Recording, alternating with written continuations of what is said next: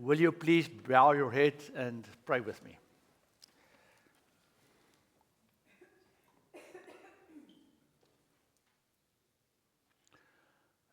Again, we sort of step into the holiness of your presence. When Moses walked towards the burning bush, you told him to remove his shoes, so that he could be reminded that everything is now a little bit different, because he's close to you. And we see this many times in the Old Testament, that when people get close to you, you ask them to let go of something. You ask of us, I think, also to let go of something, and that is our worries and our concerns and our thoughts about what happened and what will maybe happen this week.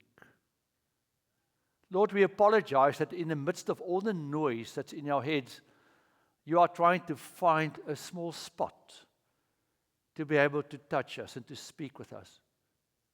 We allow this world and the complexity of what surrounds us and what is demanded of us to fully grasp all our attention and many times our energy.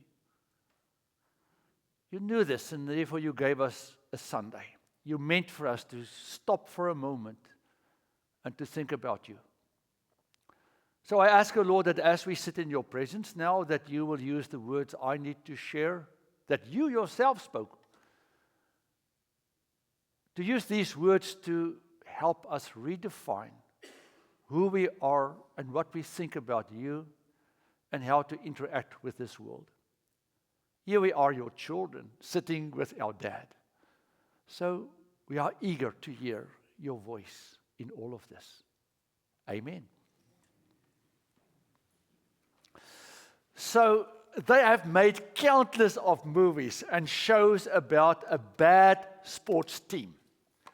That team that shows up every week and every game and they are defeated. Let me just leave that slide for a moment. They really do not do well, you know. And they sort of have this expectation when the players walk on the field, there's already this expectation it's going to be terrible. We just want this to go over. We just want this to pass, and hopefully without too much pain. You can see this in their shoulders. You know, it's already drooping. You know, there's no really hope that this thing will turn out otherwise, because they've got this really terrible legacy. And then the media and the people who knows this team will talk about them and write about them and say, you know, this team, shame, why they even try, we do not know, because they are not really doing that great. Then in the movie, there's always this new coach that arrives. Man, and this coach shows up, and then he has this pep talk. You know, he tells him, you can do this, it's all in your heart, and we don't care if you win or lose, but you can conquer the world, you know, all of that stuff. And then they go and they win. Otherwise, it won't be a movie. You know, if they would lose, nobody wants to see a team that lost and is losing again. So then they win, everybody, yeah, it's fantastic, you know, they discovered themselves and whatever. But everything changed when this pep talk or this chat took place between a coach and then a team that in their minds had this idea that they are going to be completely defeated again. The section I'm moving in today is a little bit of a pep talk. But to understand the whole background of it and context, I just need to remind you of what we have done. And I apologize. You've been with me through this series, so you know well what I have preached about. So if you are watching online and you haven't heard the previous sermons, just go back. They are there. But I need to provide the context, otherwise it will not work well. So what we have here is our Lord with his disciples, and he puts himself on the table as the agenda item in a sense. He says, I want you guys to know what the people think about me, because that's extremely important, what people think about God, because he's God. And then they answer him and tell him what the people say out there. They think he's a prophet, whatever. And then he makes it extremely personal. The most personal question I think that can be asked of anyone is when Christ looks you in the eye and he says, Ferdy, who do you say I am? Because the answer in this sense would have an impact on not only on my statement, but then on my life. And because it needs to have an impact on the statement, on my life, the Lord immediately after Peter said, you are the Messiah, the Son of the living God, said, if you want to follow me, then this needs to happen. So the Lord comes and in a sense, this is the essential part of his ministry.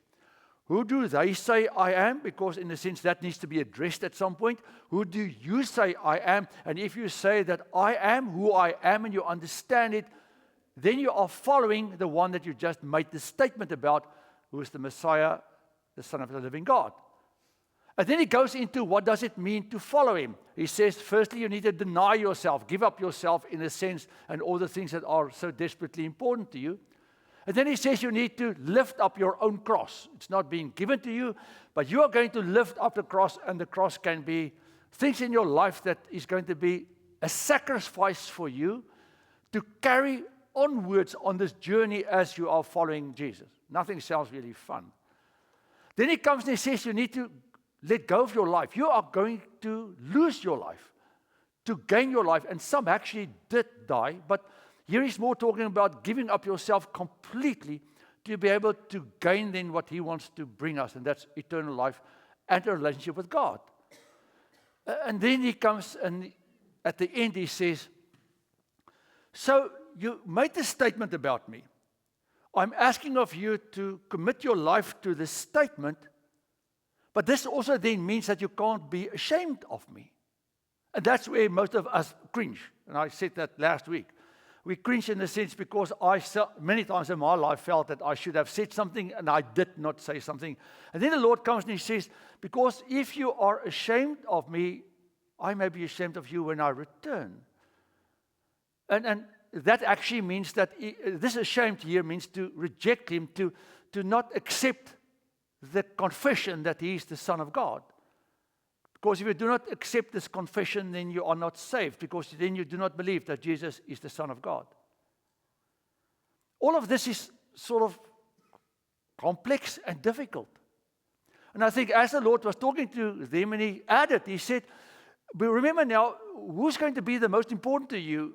What? Is it the world and the people in this world, or is it going to be me and who I am to you? So as he was talking about these things, you can see the shoulders of the people sitting there drooping. I think if you looked at their facial expression, you would see the disappointment. I am here to follow Jesus because there's free bread. He can multiply bread. I just hang out with him and there's fish and bread and a meal. I'm going to follow Jesus because healing is on the way. He's the one that can actually heal anyone. I'm following Jesus because he can do amazing miracles. He can walk on water. He can turn water into wine. This is fantastic.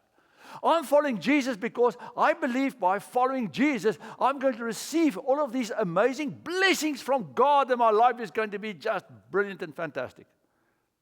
Now he comes and he tells me the opposite. He comes and he tells me to follow him means sacrificial, self-denial. To drag a cross, and a cross to them was a most threatening thing. And then all the other things I talked about, so you can imagine there's a sort of a downer now on all of these folks. They are, I think some of them probably said, I don't have time for this, and they just left. Then the Lord says the following. And he said to them, truly I tell you, there are some standing here who will not taste death until they see that the kingdom of God has come with power. So what does this mean?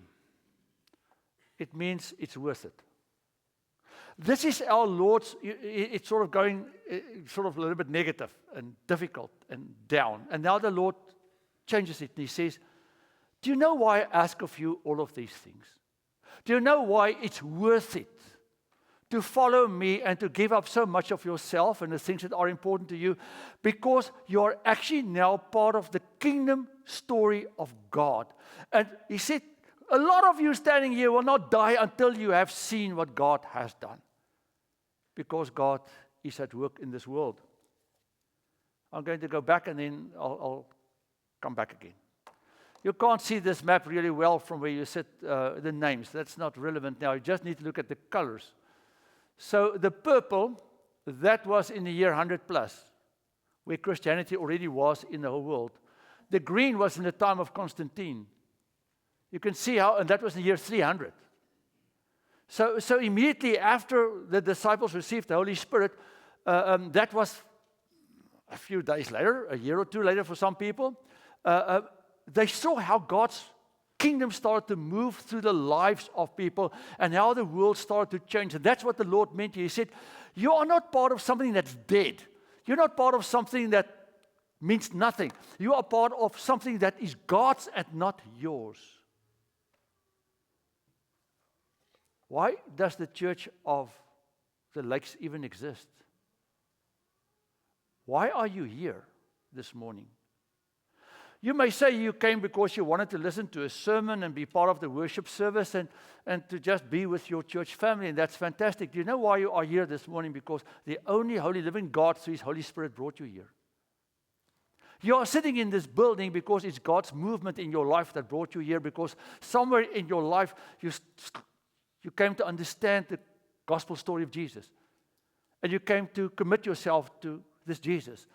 And that's part of the proof that Jesus says, if you ever question the fact that it's worth it following me, look at your life. The kingdom of God did not only come historically in the political world, but the kingdom of God is also coming in the personal, private lives of people. And that will be your reflection question later on when we are at the end, is to think about the moments in your life where God showed up, where God, in a sense, showed Himself to you. But this also means, and now I'm done with this section now, that we are part of the story. So we sometimes separate ourselves from what God is doing in this world. We sometimes feel that I'm a spectator. I'm sort of looking at what God is going to do next in this world. God says, I'm so sorry, you are never on the bleachers. There's no bleachers in my kingdom. You are always a part of this. And knowing it or not, it doesn't matter. You are still part of the journey that I am taking you on to serve my kingdom. Therefore, the complexity and the pain and the suffering and the good things and bad things that happens with us in our lives are all part of God using us that the kingdom may come also in our time, in the lives of people.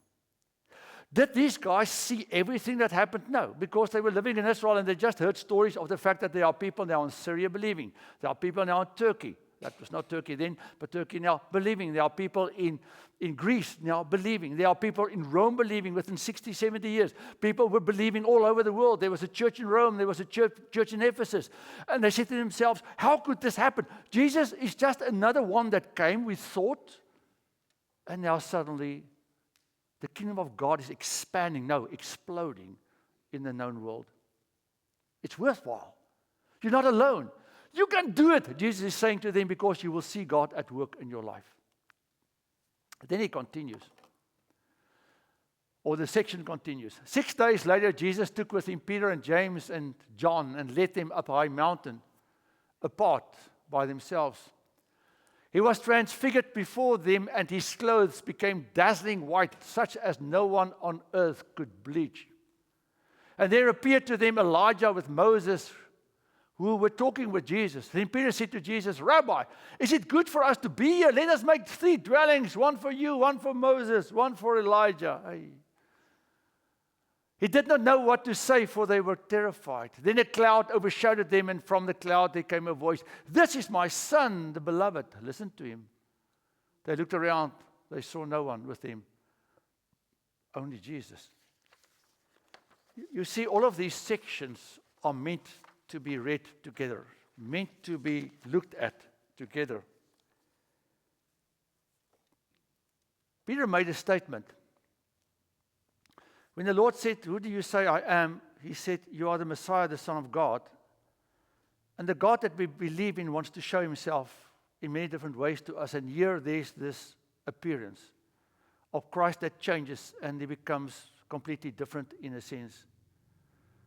Because in a sense, God wants to show the reality of our faith will always be manifested in God's promise. Will always be manifested in God showing us that what we believe is honestly true. Why only 3 people were asked to join in this whole thing? I really do not have an idea, but I think I sort of have a clue. I think the Lord wants us to know that, in the church, in His followers, in His group of followers, He's going to use people differently. Not all of the disciples went up on the mountain and they saw what happened there, because the Lord wanted these three to go and tell Him exactly what they saw, and that's what we found. Luke is the one that writes the most about the transfiguration. He was not even there. Because God wants us to know that we are the witnesses of whatever we experience and what we see. Let me explain this for a moment. So you have your own personal story that may be completely different from mine. Your story may be full of pain and suffering, and mine may be full of other things, but also a little bit of pain and suffering. And when we talk to people, I bring an aspect, I bring a viewpoint in that is mine, that I share with someone, and that may connect with this person. If you connect with a person, then your viewpoint is shared with that person, and maybe that is a way better connection than mine was with this person. So God uses us in many different ways through the experiences that we have in life. And these three experienced this mighty thing that happened with them, and they had to share this with the other group. And then the other group went and they shared their stories and their experiences where different things happened to them with people, because that is how God serves His kingdom. You know why this is so important? Because it's so easy for us to look at someone else and say, well, my life doesn't look like that person's life, and that person can do this or that, and I can't. And am I still useful to God's kingdom? Absolutely. Absolutely. God wanted His disciples to know, even though you guys were not up on the hill, you are still important. These three has a story to tell, and something to serve that's different from yours, but I'm going to use all of you, for what needs to happen. The transfiguration happened just for those three people and for us to know that Jesus is who He is. He really is who He is. In the transfiguration, we see this connection between Christ and heaven become so thin that His godliness starts to shine through. That's why Mark says his clothes became so white that nobody can bleach it in this way, because while Jesus was on the hill, He was dirty. Do you know this? When you watch these chosen shows and all of these things, I always say to Louise, it's really wrong in a sense, because the people are too clean. They were never clean. They didn't have showers like we do, or bathtubs, and they didn't have all the water that we have. They were really dirty. They washed every now and then, and their feet were dirty, and their hands, and especially their clothes, were not, because Israel is an extremely dry, dusty place. You guys that have been there, I've been there, dusty, dirty. There is this, with respect now, dirty guy standing on this hill that just looks like a normal other guy. And then the separation between him and heaven, His throne, becomes so thin that you can see who He really is. The Son of the living God, as Matthew says what Peter actually said. And then Moses and Elijah shows up.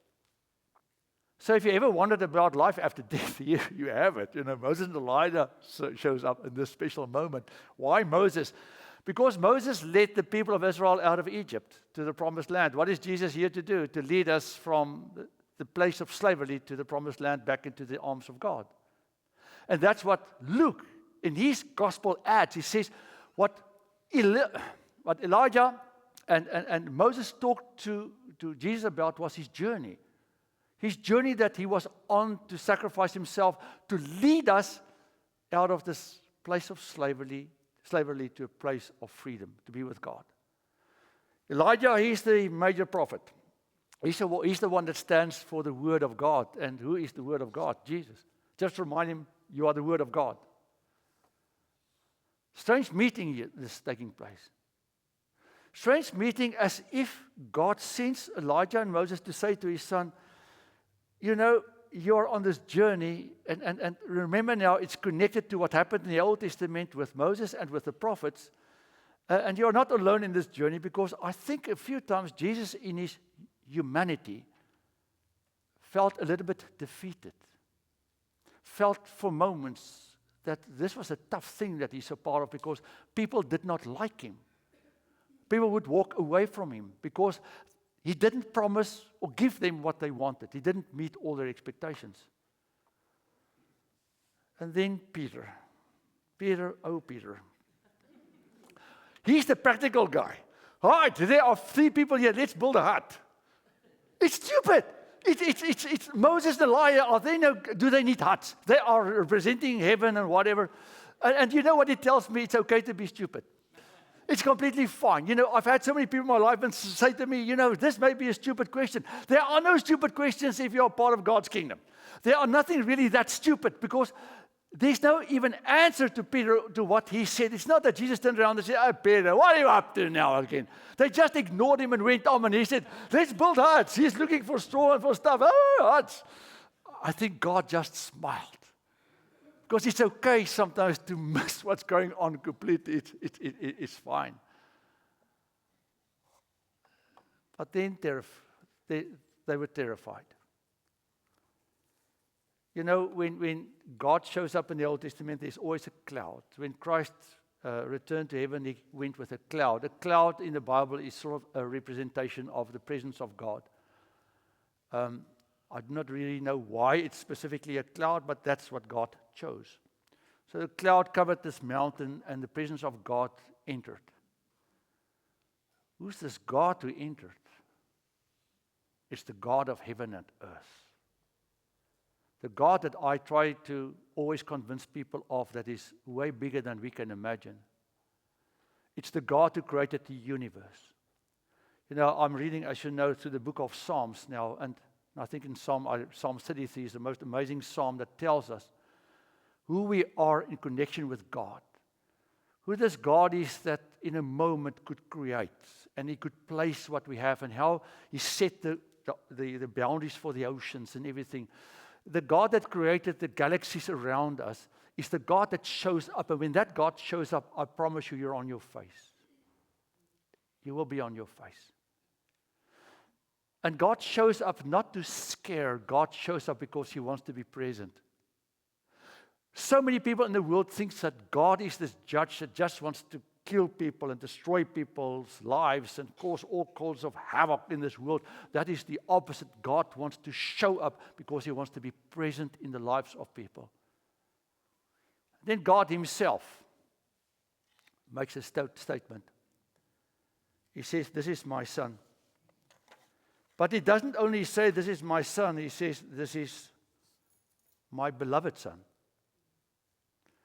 Do you know why that word is added? Because Jesus was talking with Moses and Elijah about his journey. A journey that's terrible. A journey that is our fault. I'm the reason why Jesus is on that journey of rejection and of suffering and of crucifixion, because he, in a sense, walked that journey for us individually. Not collectively, but individually.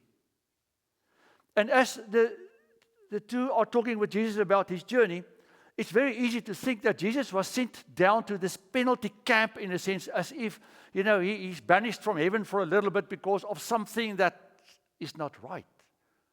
Therefore, time and again, and I had someone once say to me, "This must be a terrible God. It's child abuse of him to send his son to die for people on this world." I said to this person, "You tell me for Christ to die for me is child abuse by God the Father." I said, "You have no idea what you're talking about, what happened in heaven." It's a God sitting with his son, a father sitting with his son and says, "My child, this is the only answer for this lot on this earth who do not deserve it, that they can be restored with me and can find the hope and the joy and the purpose that they have completely lost. Will you go?" Because it was a choice that Christ had to make. Will you be obedient to this call? And now, in front of these folks, the Father says to them, "This is my beloved child."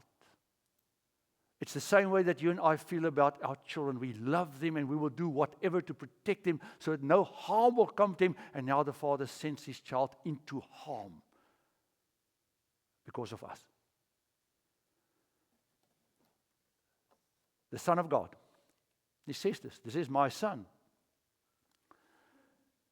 And that's my problem many times, that people look at Jesus as if he's still this baby that's in a crib, in the manger, that can be carried around, and we can sort of tell him what we want and tell him how we want the world to look.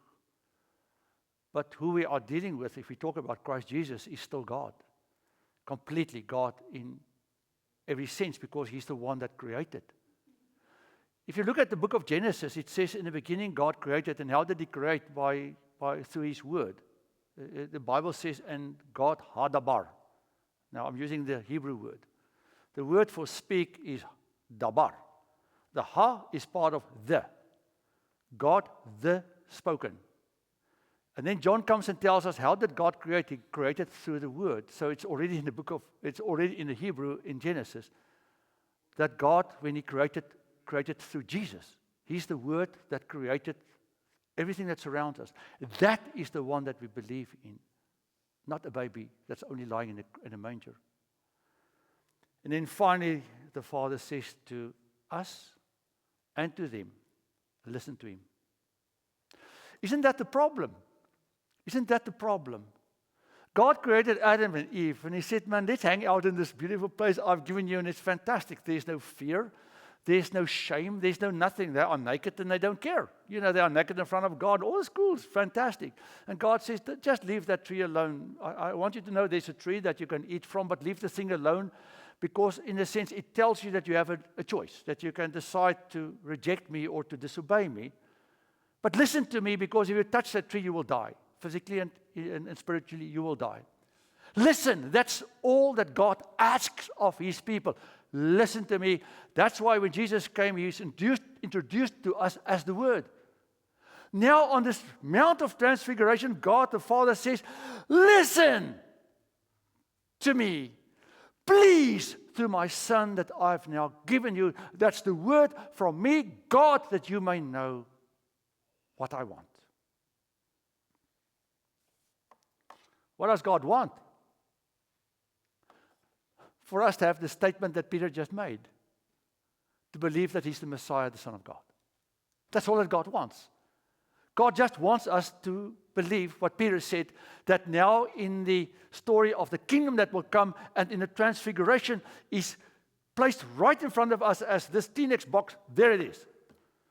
You made a statement of hope that it's true. Now I tell you, this is true. You can believe that Jesus Christ really exists. He is my Son. I sent him here. Listen to him. He's the Son of God. He's the Messiah. He's the one with the answer. He's the only one that can give you what you have missed. I've got 2 more slides and I'm done. So what does it mean for us in 2025, this whole section? You know, what saves us is faith. In the book of Hebrews, it tells us, Hebrews chapter 11, it tells us that faith is what we hope for, something that we can't see. There's a definition of faith in Hebrews chapter 11, verse 1. So faith means that I believe something I can't see. That means I stand here and I say to you, I believe in God with all my heart, my soul, and my mind, but I can't show him to you. I believe in Jesus Christ with all my heart, mind, and soul, because I believe that he died for you and me on the cross, and that he will save me from eternal damnation. But except for the Bible that tells the story in the cross in the church, I have nothing that I can show you. I have nothing. That's where we start to feel awkward. That's where we start to feel ashamed, and we start to feel sort of embarrassed a little bit, because I'm talking about something that I can't show you. I've got a car, and it's this fantastic car. Freddie, show me your car. I'm so sorry, I can't show you the car. The car is invisible. This section in the Bible addresses that crisis that we are in. This section places us in front of the question, who is Jesus? To this world out there and to me personally. And in this whole section, it makes Christ so real that I can walk away from this place, because this is God's pep talk to us. Walk away and say, even though I can't see it, I can't touch it, I can feel it, it is as real as I am standing in front of you, that Jesus is the beloved Son of God, because it was seen by these folks. They wrote about it. There's testimony after testimony. And look at this world, how the kingdom of God came into this world. How this world has been changed by Christianity and how it is still spreading. That is proof of everything that God said that it is true. Second thing. Also in my personal life and in your personal life, you will see the presence of God. Maybe we should have a few people again have a My Story. I've asked that in the past. You are welcome to come and tell us you want to do your My Story. A My Story is sometimes an event, a big event, where you now know God showed up and He helped you through a crisis. But God shows up every day. If you and I are alert enough to our lives, we will notice that God is there every single day. Just by getting up and being able to move around is part of God being there for you and me. The fact that you have family, friends, you can interact with people, you are able to communicate, you are able to work on your computer, have some intelligence. All of this is ways that God's telling you, hey man, I'm there. Small problems, God helps us resolve. God keeps us safe. God protects us. Look, you'll find the places where God shows His presence. What this piece reminds us of is that our journey started in the Old Testament. We are right in just the next chapter of the book of Acts. We sometimes look at the Old Testament, oh, that happened there. New Testament, that happened there. And I'm sort of here standing, watching what happened there and there. God says, oh, no. You're on this train. You're on this road with what has started in the Old Testament, and it will continue until my second coming. And as important the lives of the people in the Old Testament and New Testament were, in my story, your life also is. No one in the Old Testament had an idea we would in 2025 read stories about them. Paul had no idea, or these disciples had no idea in 2025 we will be able to read letters and gospels and things that they have written and know the stories and names of people that had no clue that what happened with them would be written down. It will be part of our narrative in 2025. Maybe my story will never be told, and that's irrelevant. It's not about being remembered, it's about being part of the story when it happened. Because all of these stories filled gaps in God's journey as He continued and moved forward. This section tells us for sure who Jesus is. He's not just a fabrication of our minds and of a group of people that sat around the table and said, we need to find something, as Stalin said, to confuse people and to sort of help them just deal with all the psychological issues that they have. A fabrication of our minds as a sort of crutch because we can't deal with life. I've heard that argument so many times. I would always say to people, if you come up with an argument that Jesus is a fabrication of humankind as a sort of crutch because we can't deal with life, just go and look at the story, at the history of this world. Go look at what happened with Christianity. How can you explain it that one man that didn't own anything could change the world by just his words and his death and his resurrection? Listen to him is still true. Why is this written down? Is because God still wants us to listen. And what is it that He wants us to know or to listen to? Listen to His direction. You know, I said this in a new membership class just an hour or so ago. I said, you know, when our children still lived with us, we gave them all kinds of instructions. Don't do this. When they were little. Now they don't listen to us anymore. Just kidding. But you tell your kids to do stuff. Don't do this, don't do that. Why do we do this? Because we need to protect them, prepare them, protect us. I'm going to repeat this. Protect them, prepare them, and protect us. What does it mean? Stop doing this. You can harm yourself. You can kill yourself. Don't run across the street. Stop. Look left, right, or right, left, whatever. I don't know. Can't remember now which way. But look for cars. Protect your child. So listen to me. Because if you don't listen to me, you can cause yourself a lot of harm and damage. The second thing is, children, there's a world out there that you're going to face at some point. You are now 10, 12, 13. There's a world out there that's not as kind as we are in this house. We need to prepare you for this. So, you need to do these tasks. You need to get up and you need to complete your tasks because the world out there will not have the patience and the grace that we have. So we need to prepare you for what is waiting there that you can make a difference out there. Lastly, don't mess up because if you mess up, it comes back to all of us. All of us. If you mess up, my mother, who was still alive then, my dad was still alive then, Louise's parents who are still alive then, would also be harmed by you doing something completely stupid. God tells us, listen, I want to protect you. That's what most people do not understand. The instructions in the Bible are not there for us to take joy away and to take our fun away. It's there to protect us. Secondly, it's there to prepare us to be able to serve the kingdom of God outside the best we can. And thirdly, to protect the name of God. I said this now in the meeting there. If I would do something really stupid, do you know what they would write in the media? The pastor of the Presbyterian Church of the Lakes that has been serving that church for 25 years or 24 years has done this. And then my name may be added somewhere else. But it starts with the pastor of this church. It starts with the kingdom of God that's compromised by my own stupidity. So when God tells us to listen, it's not to hurt or to harm. Protect, to prepare, and to protect the kingdom. And then finally, here we have, I'm not going to talk about other things. Here we have faith realized. What they said, they saw. What we say, we will see. We will see. This Lord left this earth and he said, don't you worry, you will see me. I will come back, but before I come back, if you die, it will be your coming back or my coming back in your life. You will see me because I am alive. I am the Messiah, the Son of God. So, to be a follower of Jesus is, in a sense, to be prepared to go and face this world. If you look at the reality of being a Christian, it's not easy. It's not always fun. Because our expectations are many times crushed. And our hope is many times not as real as it should be. And Joshua had the same problem. He had to go into Canaan. Moses died. He thought Moses was going to lead him into Canaan. Why, God, did you take Moses? He went to somewhere and he never came back.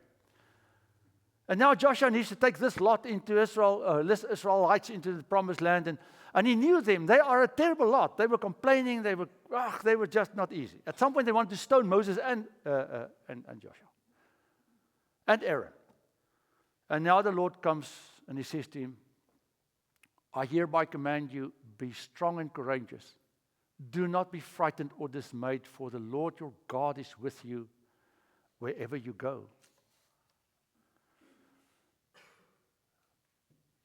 If you say that I'm the Messiah, the Son of the living God, please follow me. To follow me is going to be difficult because it's like moving into a new territory. And you will be followed by people that will be difficult. You're going to face a lot of trials, because that's what it means to be a follower of Jesus.